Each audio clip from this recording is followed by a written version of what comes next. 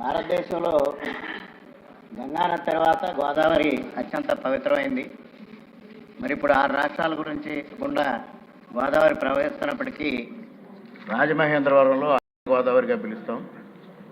వచ్చే సంవత్సరం అక్కడ పుష్కరాలు జరగబోతూ ఉన్నాయి.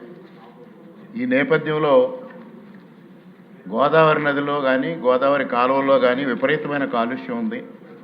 ముఖ్యంగా గోదావరికి ఏపీ పేపర్ మిల్ కాలుష్యం ఎడమగట్టు, అదేవిధంగా ఆంధ్ర షుగర్స్ కాలుష్యం కుడిగట్టు, రాజమహేంద్రవరం మున్సిపల్ కార్పొరేషన్ సెవరేజ్ అంతా అక్కడ కలుస్తూ ఉండడంతో విపరీతమైన కాలుష్యం ఉండి కనీసం దానిలో అడుగు పెట్టలేని పరిస్థితికి వచ్చింది.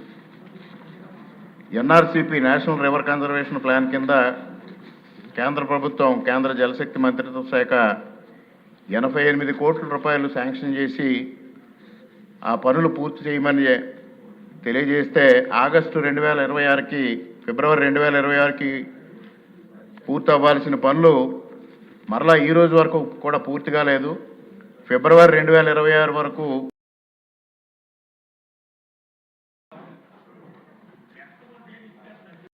ఏడవ రోజు సమావేశానికి విచ్చేసిన సభ్యులందరికీ స్వాగతం, సుస్వాగతం.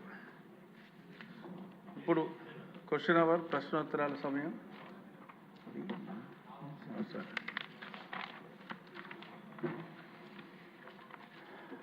Question number 1431 doctor Nimmala Ramarao గారు.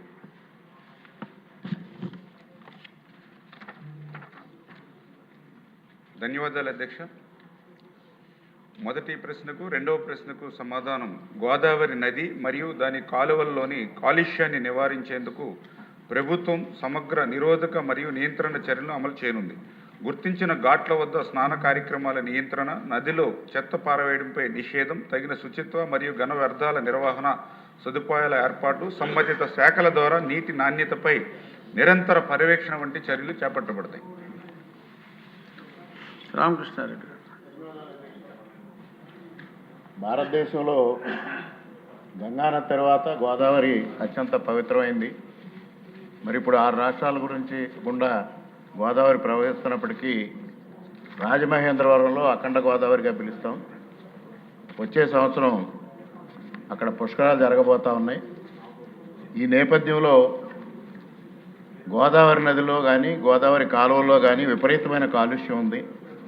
ముఖ్యంగా గోదావరికి ఏపీ పేపర్ మిల్ కాలుష్యం ఎడమగట్టు, అదేవిధంగా ఆంధ్ర షుగర్స్ కాలుష్యం కుడిగట్టు, రాజమహేంద్రవరం మున్సిపల్ కార్పొరేషన్ సెవరేజ్ అంతా